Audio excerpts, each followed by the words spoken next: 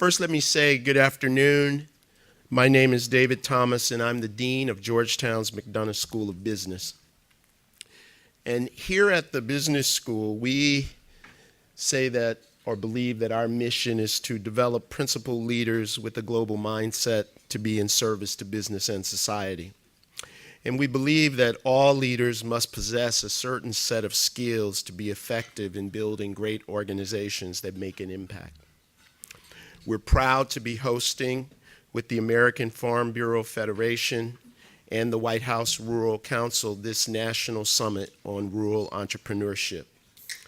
I think this summit demonstrates how leaders like you can make a difference by coming together to inspire entrepreneurs, young and old, to think differently about investing in our rural communities and to challenge yourselves to not only deliver on a financial bottom line, but to better society through the work that you do.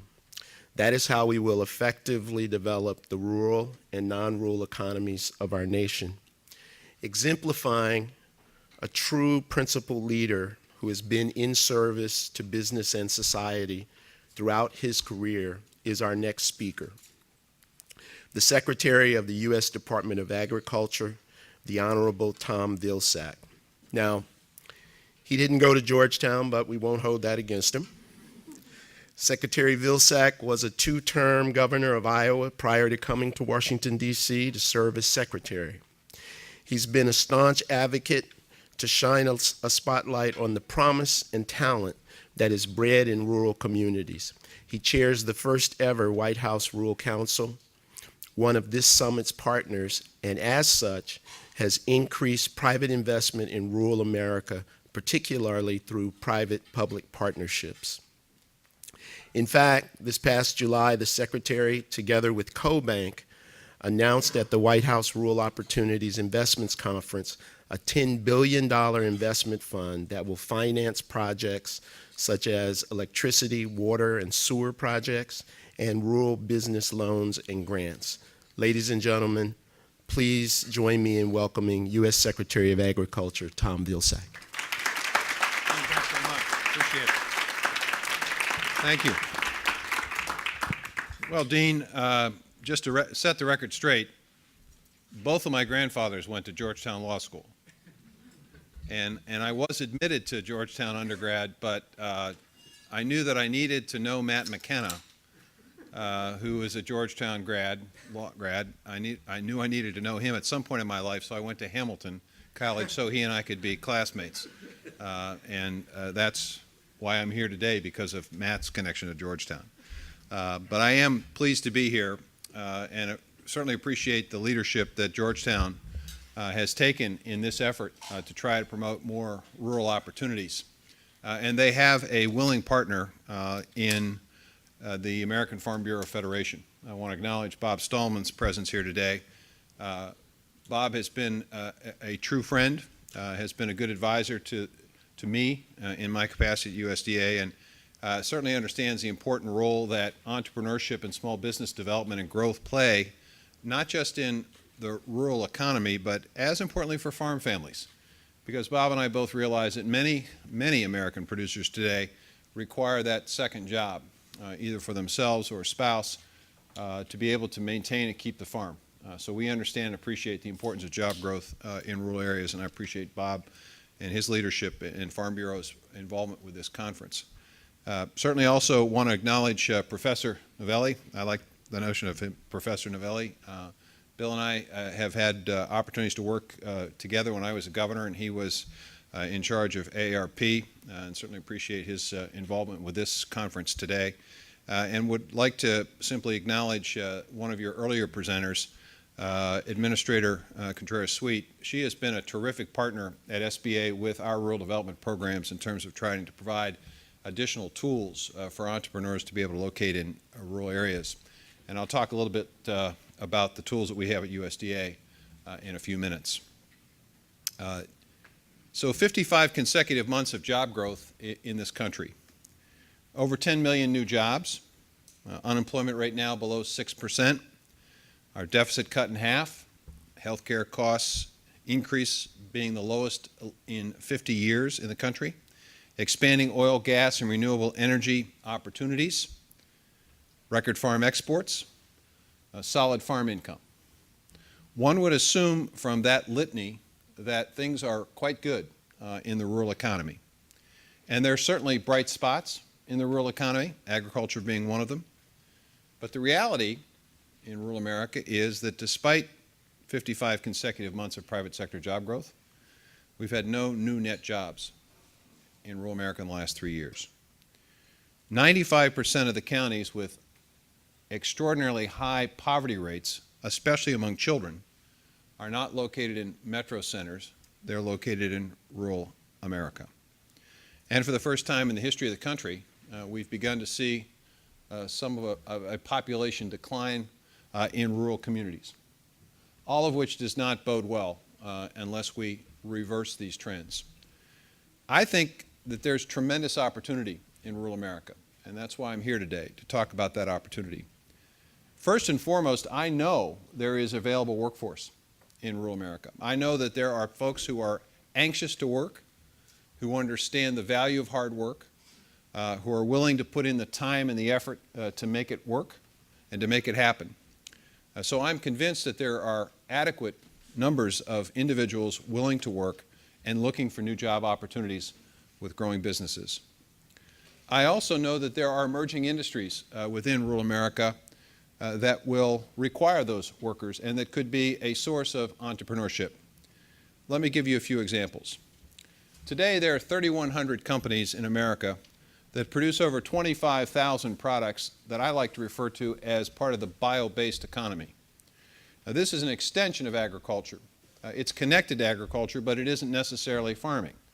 It's taking the products that American producers produce, in many cases the waste product or product that has little or no value, and turning it into an ingredient, into a new material, a new energy source, a new fuel source, creating new entrepreneurial opportunities.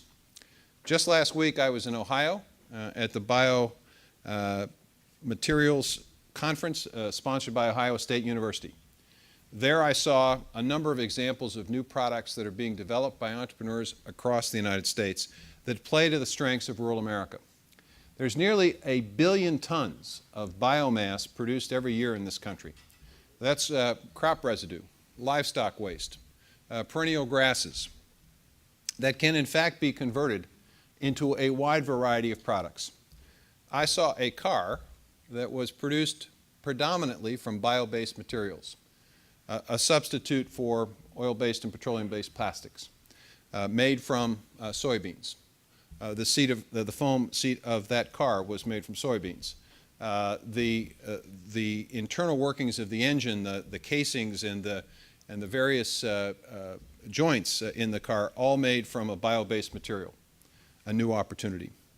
I saw paper that was being produced, copy paper, paper that would be in a notebook, paper that could be used in the publication of the books that are at your table today, made from a bio-based material, not wood. It was actually crop residue. I saw a flower pot that was made from bio-based materials that is self-fertilizing. As the pot sort of disintegrates into the plant, it fertilizes the plant, allows it to grow more quickly. I saw an opportunity for a new drop-in aviation fuel. We've been working in concert with the Department of Energy and the Department of Defense in developing a new aviation fuel that the Navy will use as they work towards 50% of their fuel being produced from domestically produced biofuel. Tremendous opportunities across the United States, both small and large businesses. There's also the local and regional food system, which is also quite entrepreneurial. An opportunity for small and medium-sized producers to have their own individual market, if you will. There are $3 billion worth of market opportunities in just dealing with schools and agricultural products, developing the supply chain that takes locally produced fruits and vegetables, grains and so forth, and converting them into use in schools across the United States. There is an enormous interest among schools in the U.S. to purchase more locally produced products, meat products, fruits and vegetables, as I said. The supply chain requires warehousing, requires processing, requires packaging, all of which gives rise to new entrepreneurial opportunities.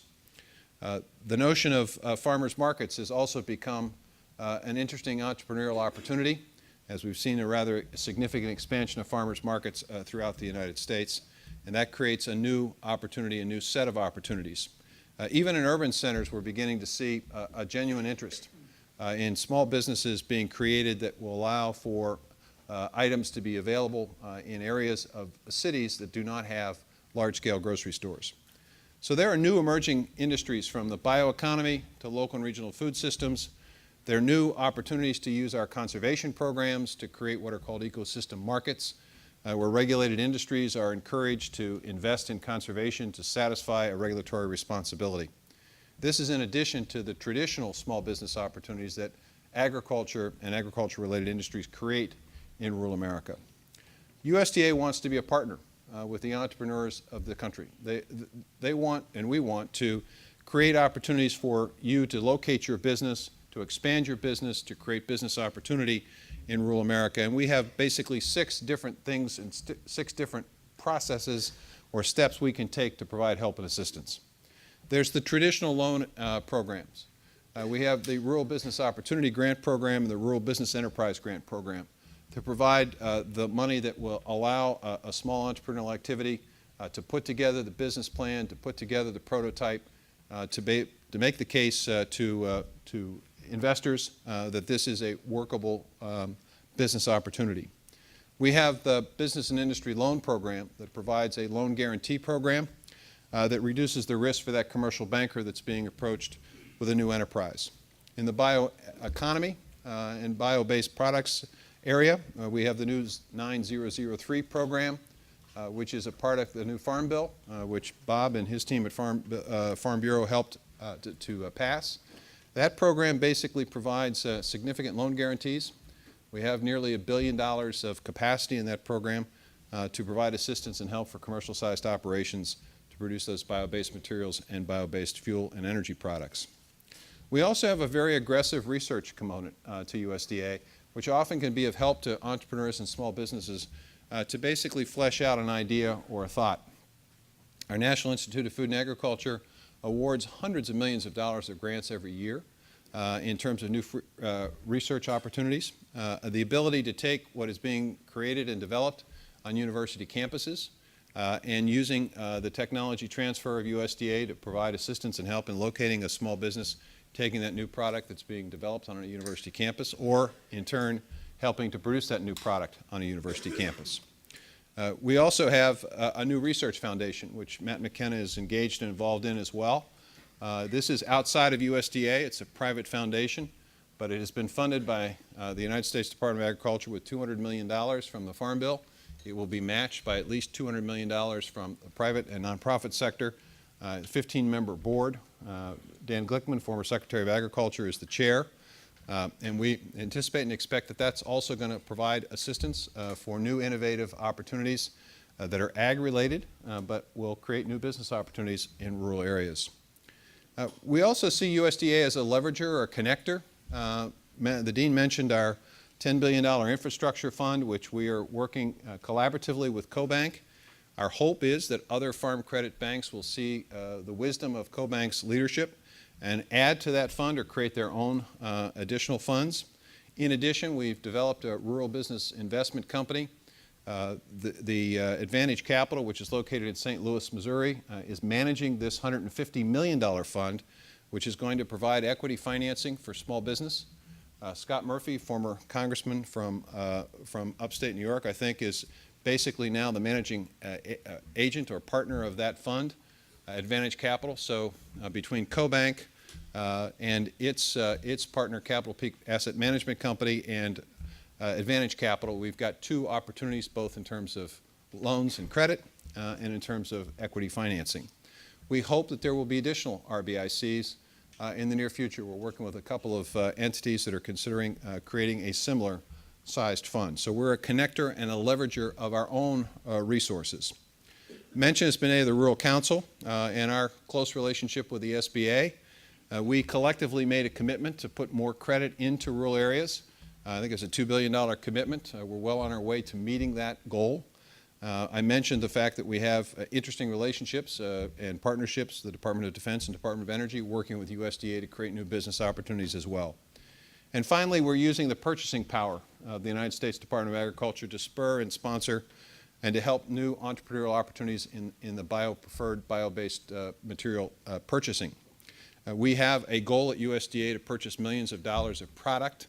They may be cleaning materials, they may be lubricants, they may be paper, they may be items. There are nearly 10,000 items that have already been approved for purchase by the USDA and by the federal government in the bio-preferred program. So whether it's grants or loans or research or leveraging additional resources or working with our sister agencies to create opportunities or using the purchasing power, which is fairly significant, the United States Department of Agriculture and other federal agencies, we are in the business of helping entrepreneurs located in rural America. Let me finish by explaining to you why this is important. Rural America is a particularly special place to this country. Those of you who are here as business folks, those of you who are here as professionals, those of you who are connected to the university, all of us have something in common, and that is that we're able to do what we're doing today because we have delegated the responsibility, an important responsibility, of feeding our family to American farmers. Relatively small percentage of America's population, arguably less than 1%, I could even make the argument it's 1/10 of 1%, of this country produces all the food that we need to feed our families, which frees all of us up to pursue other opportunities with our lives. It's something that we should be extraordinarily thankful for and appreciative of that comes from rural America that depends in part on continuing to create business opportunities in rural areas. We also have something in common, which is that when we leave the grocery stores in this country, we leave with a lot more in our pocket as a percentage of our income than just about anybody else in the world does. We spend about 10% of our disposable income for food in this country, both food that we consume at home and food that we consume at restaurants outside of home. Most developed countries, you would see that percentage be somewhere in the neighborhood of 20 to 25%. So we have an extra 10 to 15% of our paycheck that we are not spending on food that the rest of the world must spend on food that allows us to create new consumer opportunities with that 10 to 15%. Just do this as you're leaving today. Think about what your paycheck is and has been. Apply that 10% to it, and then ask yourself, what couldn't you do that you're currently doing if you had to spend another 10 to 15% on food? Would the car that you're driving be a little bit less fancy? Would the house that you're living in or the apartment that you're renting be a little smaller? Would you not have that vacation? Would you not be able to put money aside either to pay off student loans or college expense for your children? Would you not be able to put money into savings? What do you do with that 10 to 15%? And when was the last time you thought about thanking somebody from rural America for that opportunity? Because it starts with an extraordinarily efficient and effective agricultural production system in this country. And then finally, as you read in the paper today, young men and women traveling over to Africa as part of the 3,000 men and women of the military that are working to ensure that we contain this Ebola epidemic and pandemic, those from the military, or the young men and women who are flying jets as part of the opportunity against and the war against ISIL. Ask yourself, where do these kids come from that put their life on the line every single day to protect us and to our families? Well, a disproportionate percentage of them come from rural America. 15% of America's population, nearly 40% of America's military. And the reason these kids do this isn't simply because they don't sense that there's opportunity in rural areas. It is for a more specific reason, I think. They learn a value system growing up in a rural area. They learn that value system from farmers. Farmers understand something quite basic about the land. You can't keep taking from it. Bob can't keep taking from his farm. He can't just continue to assume it's going to produce for him. He's got to replenish it periodically. Every farmer understands that. That's why they put nutrients back in the soil after they harvest a crop. That's why they allow material to stay on the soil to replenish and to renourish. Well, that value system sends a strong message to young people who grow up around that value system, which is that anything that's important, anything that's contributing to your quality of life, that's making it easier for you to take care of yourself and your family, requires that you give something back to it.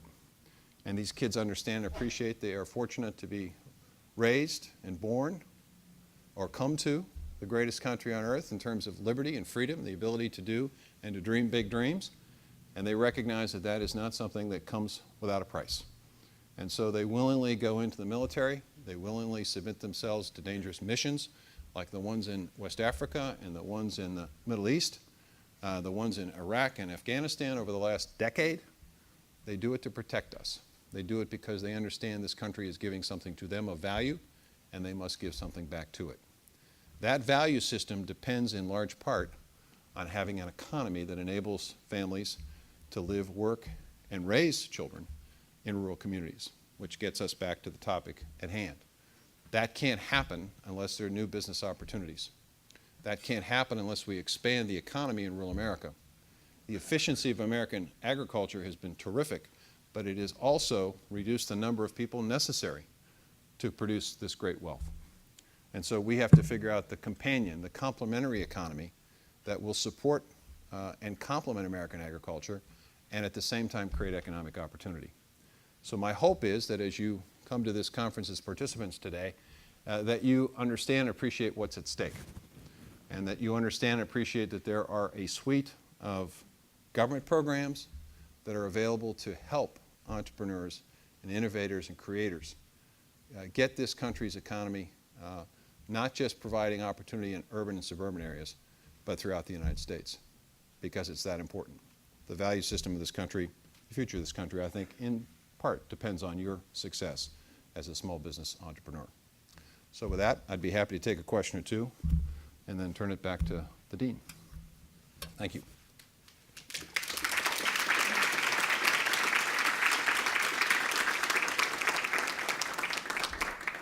Any questions? I was told that I had two options. If there were no questions, I could continue giving a long speech. There we go. Mr. Secretary, good to see you again. You bet. Good to see you again. I had the pleasure of chatting with you at the Rural Investment Summit. And I'm an old in age and experience economic development professional, so I know how to access and find programs that can be helpful. As an entrepreneur, that's been a very helpful thing for me as well. You and I discussed the fact that it would be very helpful for entrepreneurs to have a sort of embellished metrics, if you will, of USDA programs that have some ability to help entrepreneurs. I'll give you a good example. Our entity that's constructing a pilot torrefaction plant in Allendale, South Carolina, purposefully became an agricultural producer 3 years ago, realizing that if we were so, that we would have access to programs that we would not otherwise have access to. So as an entrepreneur, it would have been easier to really have known for others, I think, to know these techniques that they could use and have a better understanding of some of the key elements of the program that require some planning and action steps to be taken before one can access a program. So I would urge you again to consider having staff put together information with an entrepreneur in mind that would allow us to be thinking in the future about which programs we access and which programs could benefit us. The second component is we also chatted some about having the ability to use one's retirement vehicle to invest in one's own company. And as a company that's investing in rural America, it would make it a lot easier for me to not only leverage other funding, but to have the ability to better negotiate with VCs and others if I could increase my equity stake in my business. And having a large chunk of cash sitting on the sidelines that I cannot technically invest into my own company, to me seems like a poor use of resources. Some $500 billion, if 10% of the IRA pool was allowed to be invested in such a way with proper oversight, $500 billion could be immediately allocated or available to small companies around this country. So I would urge those two items on you. Well, let me speak to the first item. I think to a certain extent we've started that process, and we've started it in a number of different ways. First of all, we've spent a lot of resources recently in developing in 100 different areas across the country regional strategies in terms of having folks analyze precisely what will make sense for them, what will work for them based on their current economy, based on the natural resource advantage that they might have. And so we're working with folks to develop business plans, to understand what the tools are through a series of regional grants that we're making through a variety of different programs. So we've begun that process of educating people and working specifically and very specifically with entrepreneurs in those regions. We have the Great Regions Initiative. We've got things that are working through the Rural Council as well. We have the Promise Zone Initiative that's going to be in several rural areas. We have our Strike Force Initiative, which is also aligned, very specific, very place-based specific in terms of providing assistance and help. We've also put together, certainly in the local and regional food system, the kind of matrix that you're talking about through our Know Your Farmer website. Basically, it's a compilation of all the programs. It's examples of programs that have worked, folks who have been successful, contact information that would allow an entrepreneur that's interested in establishing a food hub, establishing some kind of the value part of the supply chain for local and regional food system to be able to know precisely where to go, who to contact, what program to look at, and maybe one or two mentoring enterprises outside that have been successful in navigating USDA's programs. More work to be done for sure, but that's one of the reasons why we established the RBIC as another vehicle for Scott Murphy's group to be able to help provide assistance and help.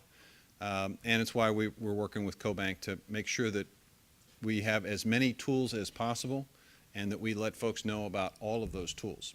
And so that's the first point. The second point that you make is a good one, which is that we need to be creative and innovative with our tax code. But honestly, that requires a Congress. It requires a Congress that's willing to bite the bullet and make the tough decisions and make the hard choices that are required whenever you change the tax system. You've got folks who have vested interest in the current tax system, and in order to ensure that you're not increasing the deficit, in order to encourage more growth, you have to change certain things. On the way out here, we were talking about the renewable tax credits for renewable energy, and the fact that they are, extended for a year at a time. Well, that doesn't give any entrepreneur the level of confidence that they can begin developing a business plan based on the belief that that tax credit's going to be available 3 years down the road. They need long-term certainty. That's why we fought so hard to get the Farm Bill done. You can't have year-to-year extensions of a Farm Bill. You have to have a 5-year program so the farmers know that they can plan on the safety net. They can plan on these programs being in existence for 5 years and can make plans accordingly. The same thing I think is true of the tax system. You have to have some degree of certainty, and there's no question there's a lot about the tax system that's antiquated. You've suggested a very creative opportunity. There are, I'm sure, others that could be discussed. But if you do that, one of three things has to happen. Either you have to increase the deficit, or you have to, well, initially you do, because if you're basically creating more tax credits, yeah, no, you do.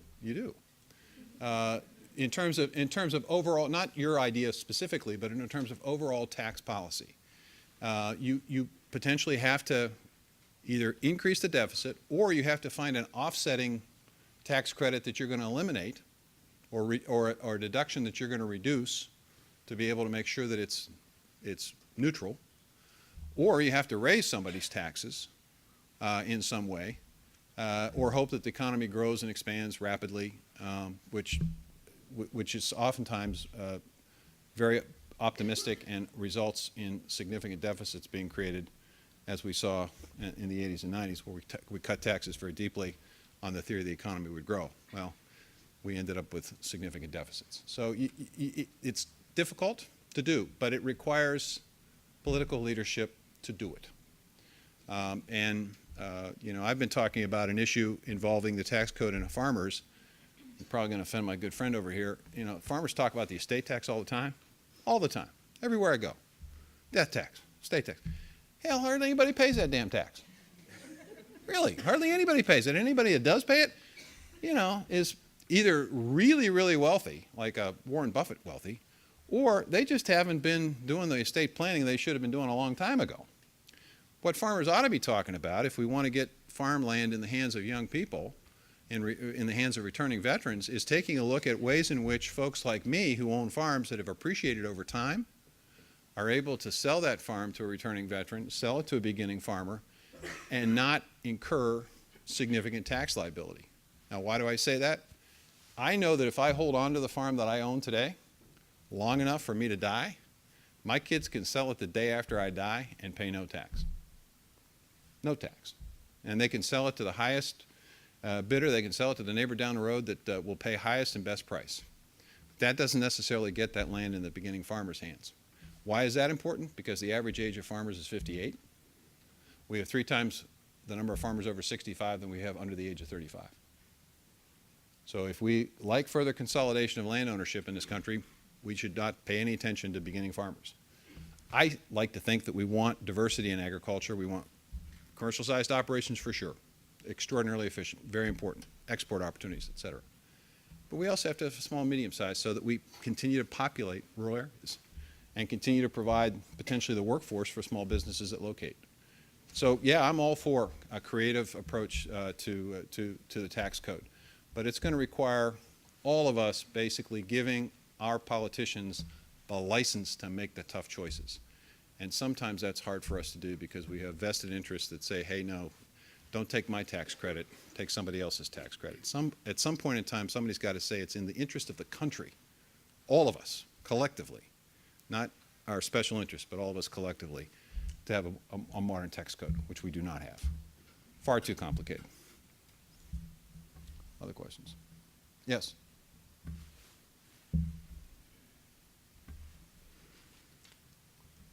My name is Becky McCrae. I run a liquor store and a cattle ranch in rural Oklahoma. And see, you make the same face everybody makes when I say that. I was just thinking, do you need the liquor to operate the cattle operation? One from each family. The liquor store comes from my family. The cattle come from my husband's family. Also, I do a lot of writing and speaking about small business in small towns online. And so I hear from other people that operate businesses other places. The first thing was, I'm really excited about taking the purchasing power of USDA and focusing it in areas that really matter. I would love to see that pushed down through all layers. I don't know whether you're already doing that now and reaching down through the states and into the agencies that are actually out that constitute anchor institutions in the small communities, and their purchasing power can make a big difference in their community as well. The other thing I wanted to mention was something we talked about on the panel this morning. I'm hearing a lot more people talk about, we can't find one single business person to solve this problem for us. We need a grocery store, we need a clothing store. And the communities are coming together with community ownerships, cooperatives, and all sorts of other forms of business. And I wondered if you had any comments from USDA about those alternative forms of business that are being used by innovative rural communities. We innovate because we have to. Well, one of the programs we have is a relending program that basically lends money to a cooperative venture that in turn relends the money out to small businesses that are part of that operation and part of that community activity. That relending program is in the scheme of things relatively small, but it has a lot of impact. Here's the problem. We have over $300 to $400 million in those relending programs that's just sitting in the entity that we lend it to.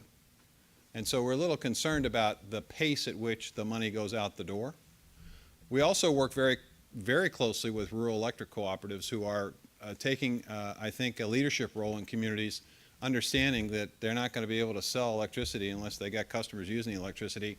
So they are heavily engaged, and we're working with them to try to figure out new opportunities. One opportunity, for example, is in the energy efficiency world. The rural housing stock, everybody knows, is older, can benefit significantly from energy efficiency upgrades. We've created a lending program. We have $250 million that we would make available to rural co-ops to basically lend out to their customers to do the improvements, and then with the reduced energy bill, they basically pay off the loan, and then they have the benefit of a more efficient home and less energy costs over time. Again, hard for people to sort of take hold of this. So there has to be some ownership level at the local level, okay? And it starts obviously with local leadership, and that's hard. And it's particularly hard if you have an aging population. So I mean, it is a sort of a chicken and egg type of issue. I was mayor of a small town, 8,000 folks. You know, we did the industrial park, and we did the tax increment financing and all of that. But you know, at the end of the day, we really needed young people to drive and to have the vision, which is why we have sat down on this regional effort to say, look, it cannot just be your small community coming up with this gangbuster idea. Because oftentimes, it isn't an idea that necessarily matches the strength of the particular area that you're located in. Somebody reads about, you know, a food hub and decides that's what we're going to do. Well, it may be a good idea for you, it may not be, depending upon your location. So that's why we have put a lot of time and effort in sitting down with folks and saying, you're part of a region. It may be multi-county, it may be multi-state. What are the natural resource advantage? I mean, to me, what we want to do is create a natural resource economy in rural areas. I mean, that's what we historically have always had, but it's been an extracting and agriculture, mining, and so forth. We need to figure out ways in which we can have value-added opportunities from those propositions. That's why I spend a lot of time talking about the bio-based economy, because you're basically taking product that has little value, creating economic opportunity and business growth, job growth, and you're creating a new market opportunity for that small and medium-sized farming operation. So you got win-win-win. And it's the kind of entrepreneurial thing that can attract young people. It fits in nicely to the whole climate change discussion. It fits in nicely to reducing our reliance on foreign supplies of oil. It fits nicely into the concern that the millennials have in particular about the environment and the ecology. So it really fits very nicely into a series of areas. And so my hope is that folks understand that community isn't just the small town. Because at the end of the day, you're going to get into that discussion in that small times. We need an industrial park. We need, you know, we need housing. We need, which comes first, the chicken or egg? And there's paralysis. But if you're part of a overall regional discussion, then one community can say, well, you know, really, we're better situated to do the housing piece of this.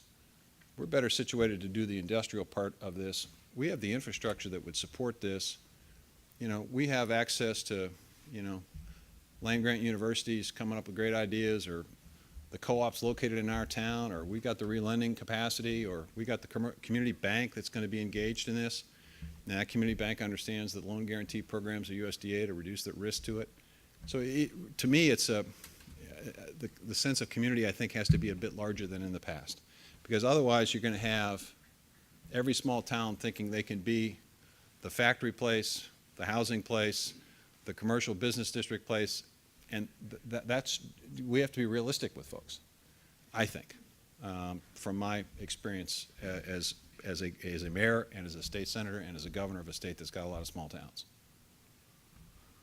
Yeah. I'll give you a speak loud enough, you probably can.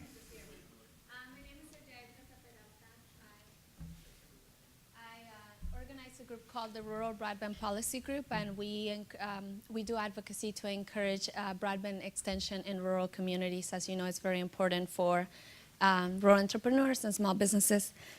My question is, now we're seeing a trend where more and more states are removing regulations that require telephone companies to provide basic telephone service in rural communities, and you know, other communities as well.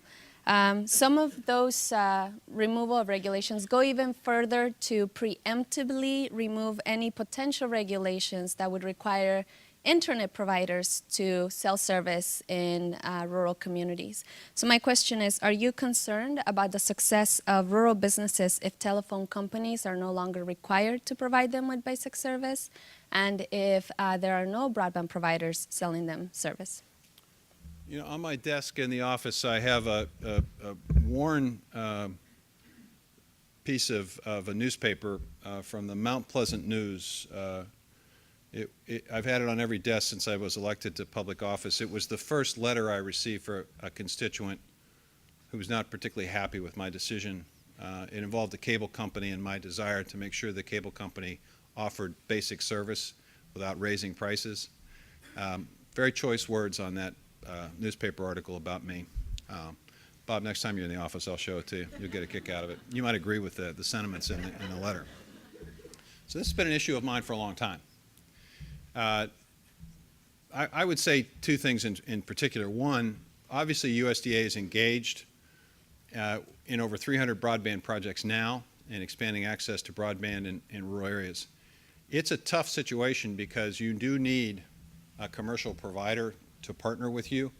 We don't have the wherewithal and the financial resources to do it by ourselves, which is why we've encouraged the FCC to basically require a bit more from our commercial providers, recognizing that you cannot put people in rural areas at a significant competitive disadvantage if they don't have access to that 21st century infrastructure and information highway.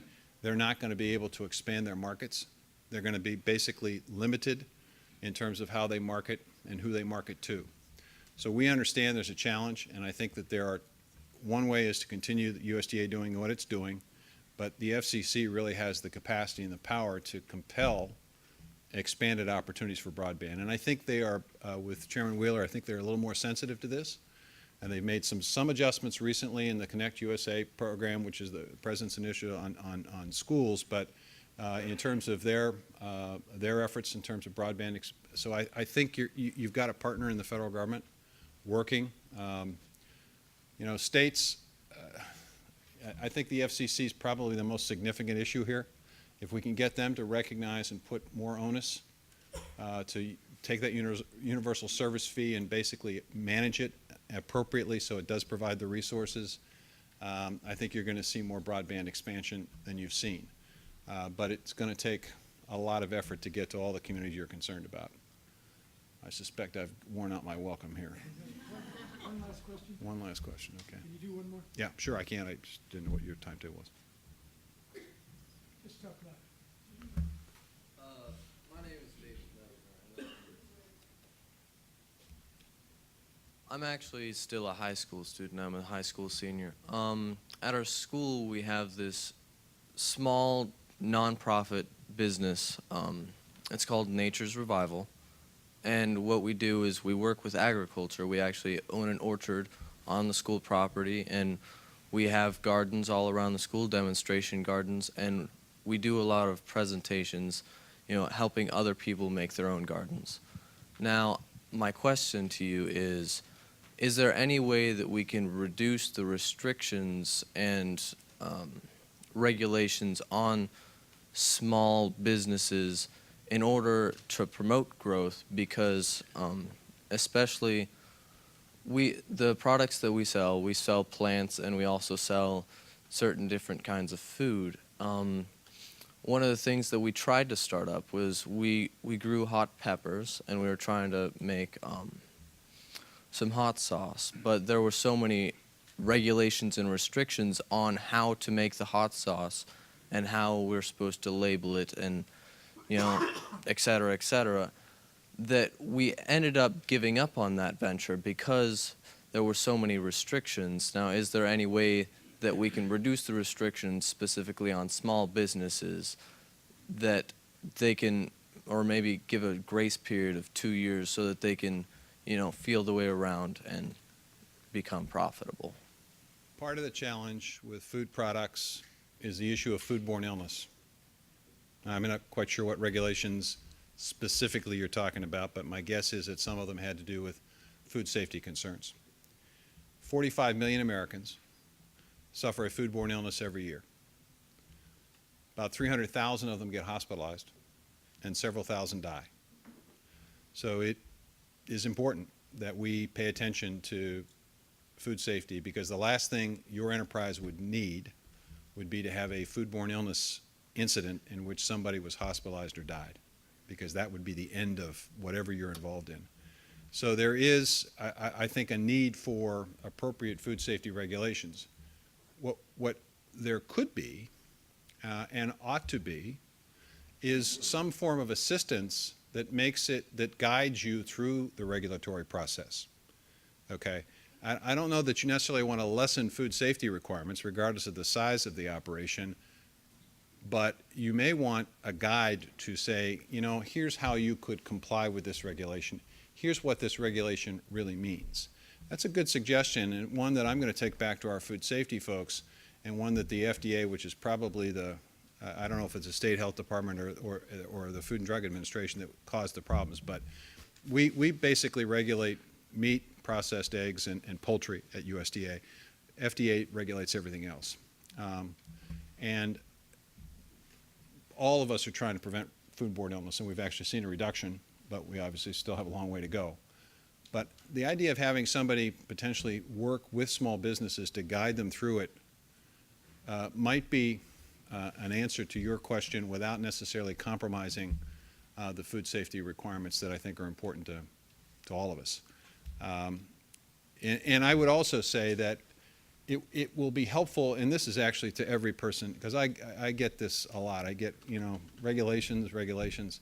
It would be very helpful that when folks ask a question like that they're almost as specific as this young man is, because there's a complaint about regulations, but hardly, with the exception of Bob Stallman and Waters the U.S., where he's very specific.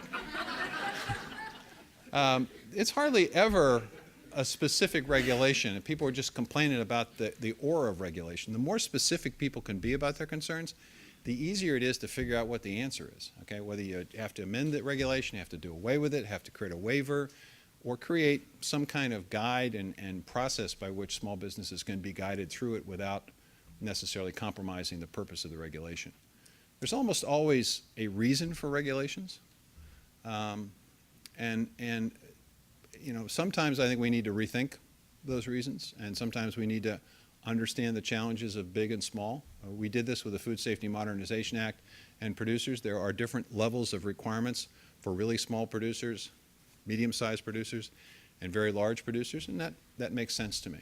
But that's a good suggestion, and I'll take it back to the office. Thanks for asking the question. Thank you all.